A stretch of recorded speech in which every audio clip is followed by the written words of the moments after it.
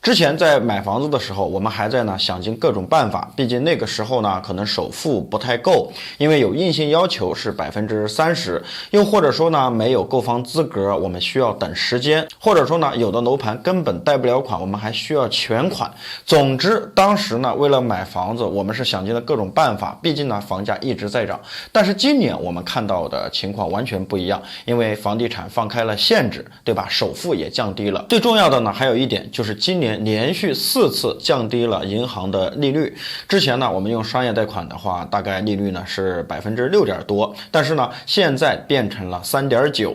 之前的公积金我们5年期以上是3.25%，现在也变成了3.1%，甚至公积金的额度也再次放宽，这也是间接的降低了购房的首付。但是看到这么多的鼓励买房的政策，但是老百姓还是观望，还是不出手买房子。那么问题究竟出在哪儿呢？今天我跟大家来进行分析一下，如果大家有什么不同的意见，都可以在评论区进行留言互动。首先第一个原因就是现在的房贷压力大。我们虽然看到目前是所有的房贷已经开始下降利率，但是你知不知道在2017年和2018年的时候，当时的房贷利率是很高的。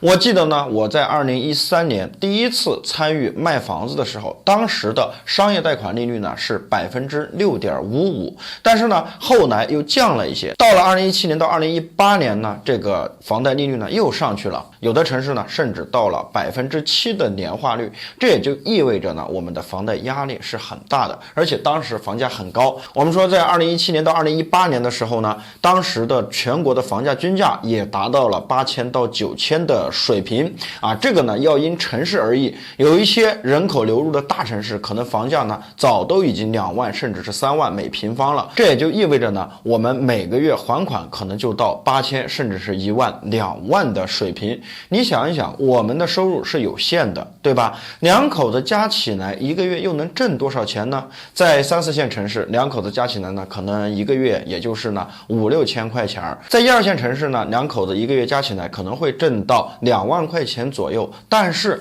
我们的房贷就已经占了我们挣的钱的大部分，剩下的我们还要生活，我们还要通勤，我们还有各种社交等等。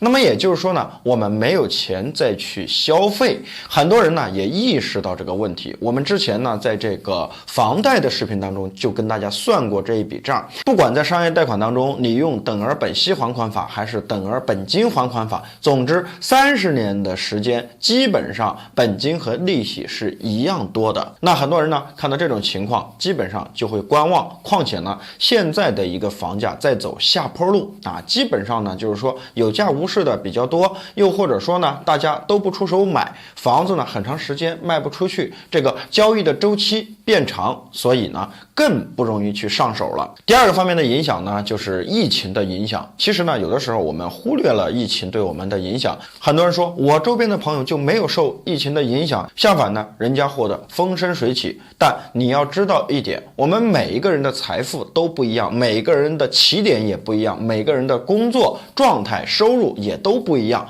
如果你碰到你的朋友这几年过得很好，那么大概率他之前是有存款，或者说有稳定的行业收入。但有些人就不一样。那我们说在2019年的时候发生疫情的时候，很多人在家里面憋了2个月没有出去工作，结果直接连房贷都还不起了。而且很多家庭属于是月光族，刚有孩子花销比较大，请保姆，还有房贷、车贷、信用卡等等。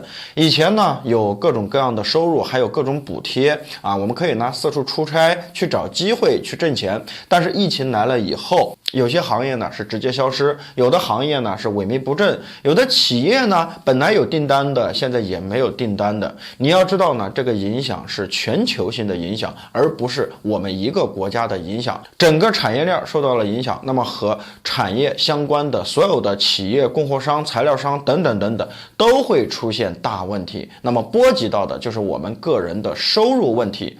从19年开始呢，可能还有很多人有一些积蓄，可以呢撑很长一段时间。但是近2年来呢，我们说疫情也没有完全消失，那么很多人呢就撑不住了。以前呢可能收入很高，现在呢破产，有的呢本身就欠着大量的外债，到现在呢更是雪上加霜。那么我们可以想象一下，当我们的生活都成问题的时候，谁还会在意我们的房子呢？本身呢，我们城镇居民基本上呢是不缺房子的。很多人说，那我现在还没有买房子，那你要知道，你只是在城市当中没有买房子，可是呢，你的老家、你的宅基地、你的县城，肯定或多或少都有一套房子，只不过你没在那儿住而已，但并不代表呢你没有房子。那么通过这次疫情的冲击呢，改变了整个世界的格局，也间接的影响到了我们老百姓整体的收入呈一个下降的趋势。那么可以这样讲，很多人呢都在保住工作、顾温饱，所以呢不会考虑房子的问题。还有呢第3个方面的原因就是呢，目前房子升值的空间变小。